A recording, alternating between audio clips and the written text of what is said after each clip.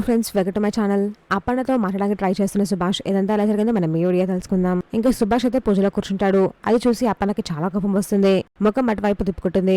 పాపాలు చేసిన వాళ్ళు కూడా పూజలో కూర్చుని ఇక్కడ ఉండను అని అప్పన్న అంటుంది. ఆ మాటలు విన్న రాజ్ అయితే షాక్ అవుతాడు. ఇంకా సుభాష్ చేసేదేమీ లేక పూజల నుంచి పైకి లేస్తాడు. అసలు ఈ కర్మ నాకేంటి అని మనసులో అనుకుంటూ బాధపడుతూ ఉంటాడు.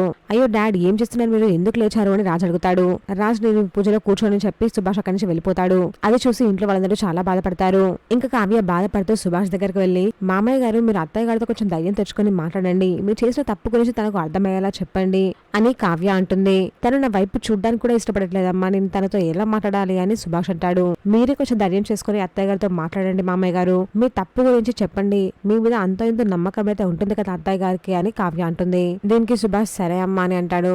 ఇంకా రాత్రి అపర్ణ బయట ఒంటరిగా కూర్చొని బాధపడుతూ ఉంటుంది.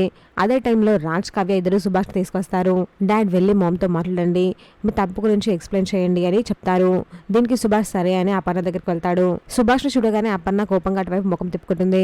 అపర్ణ అని సుభాష్ పిలుస్తాడు. దీనికి అపర్ణ చాలా కోపంగా అటువైపు ముఖం పెట్టుకుని చూస్తూ ఉంటుంది. సుభాష్ తన దగ్గర కూర్చొని మాట్లాడడానికి ట్రై చేస్తూ ఉంటాడు. ఇంకా మామయ్య గారు అత్తయ్య గారితో ఏం మాట్లాడతారో అని కావ్య రాజ్ అయితే ఈగర్గా అక్కడ వెయిట్ చేస్తూ చూస్తూ ఉంటారు. చూసాక ఫ్రెండ్స్ మరి జరగబోతుందో ఇలాంటి జెన్యూన్ అండ్ అప్డేట్స్ కోసం మా వీడియోకి లైక్ చేసి ఛానల్ని సబ్స్క్రైబ్ చేసుకోండి.